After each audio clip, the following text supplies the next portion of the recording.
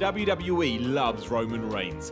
Even me saying that will send people into a frenzy as they reach for their keyboards to frantically type out why Vince McMahon and friends are out of their minds. But a fact's a fact. The man is already a 3-time WWE champion, and the company has utter belief that he can be a franchise player for a long time to come. That's not always the way with those who have bestowed the honor of world champion, however. In fact, sometimes the man placed on top gets treated worse than Zack Ryder. I'm Simon from What Culture, and this is 10 world champions WWE never believed in. Number 10. Kane. Kane is awesome. Well, maybe not modern day Kane. He's more like that weird uncle you try and avoid at Christmas. Since he debuted in 1997 though, the Big Red Machine has only won WWE's main prize twice. That's a pitiful amount considering the man's size. Usually that's a lot for at least a handful of runs. The first came in 1998 when he beat Stone Cold Steve Austin under dubious circumstances at that year's King of the Ring, while the next wasn't until 2010 when he won and cashed in Money in the Bank on the same night. He did win the ECW title once too, but let's face it, that's the equivalent of winning a child's spelling bee at the age of 40. Management obviously believed in Kane given how long he's been around.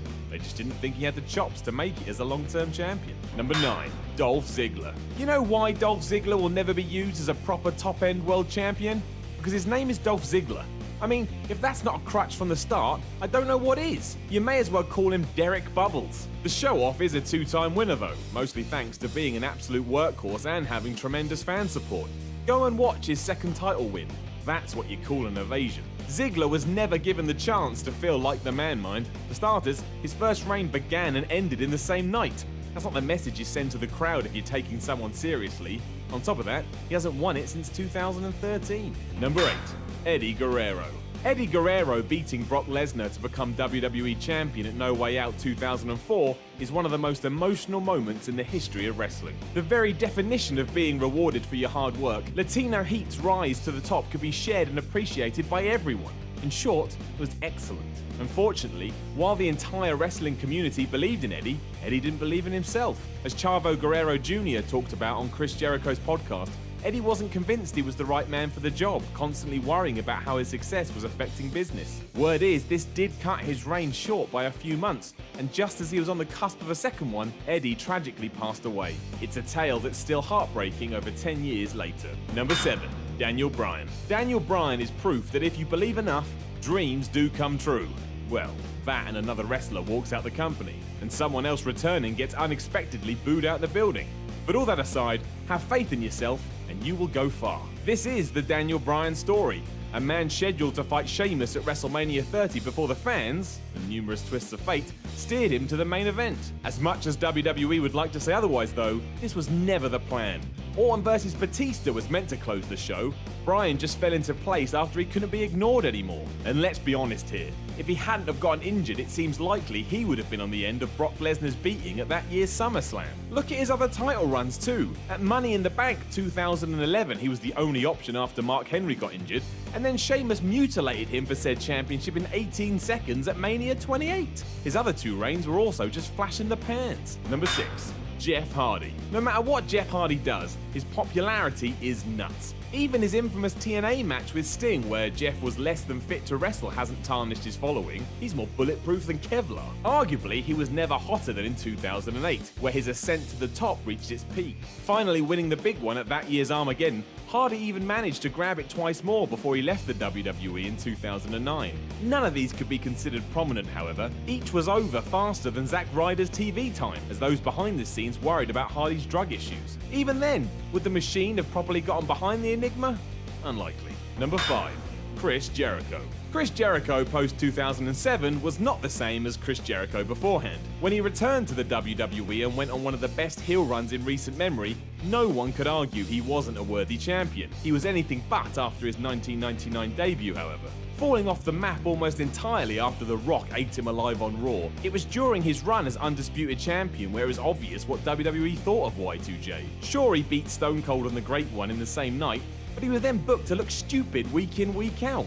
Nearly all his wins came thanks to interference. The icing on the cake came at WrestleMania 18. Jericho may have been in the main event, but his treatment up to that point, and having to follow Hulk Hogan and The Rock, just underlined where he stood in the company. It would never happen to Roman Reigns. Number 4. CM Punk. No one wanted CM Punk to succeed. It's a point the man himself has talked about, his only advocate, ironically, coming in the form of Paul Heyman. Much like Daniel Bryan too, Punk's rise to the top came through a fortunate turn of events. The first of these came when he won Money in the Bank in 2008.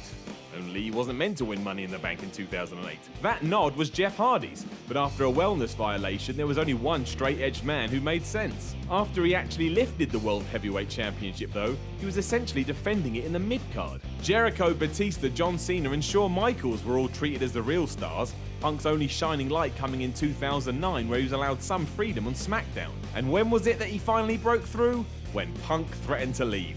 Funny how that all adds up, isn't it? Number 3.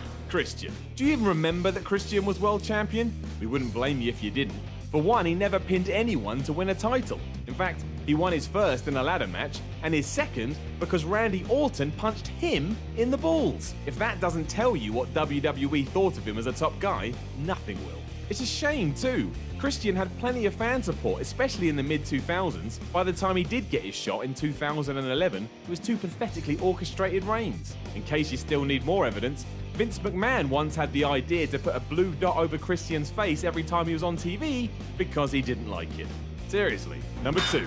Jack Swagger. While it's hard to even think now, at one point, Jack Swagger had something to him. With his weird gangly body and ECW winning streak, it was absolutely believable that he may be a future star. This took another step forward where he not only won Money in the Bank at WrestleMania 26, but cashed in to win the World Heavyweight Championship the following week. And then it all fell apart when he lost to everyone. I literally mean everyone too. Big Show, Kofi Kingston, Randy Orton, John Morrison. Hell, I think I even got a win over Swagger at one point. He eventually lost the belt to Rey Mysterio, and it's been downhill ever since. Number 1. Rey Mysterio. And on the note of Rey Mysterio, a discussion point that rears its head whenever conversations about underbooked champions comes up, Mysterio was the ultimate underdog with one severe problem. He never won. The whole point of an underdog is that despite having little chance of winning, they find a way to do so anyway. If you keep staring up at the lights, you're just a loser. Rey never had any true help from the powers that be though. His win at the Royal Rumble 2006 didn't close the show, and neither did his title win at WrestleMania 22. Yes, he was champion, but he was never presented as such. Unfortunately for Mysterio, he was always fighting against Vince McMahon's biggest pet peeve, being small. Know of any other misused WWE champions? Let us know in the comments below, and don't forget to like, share and subscribe.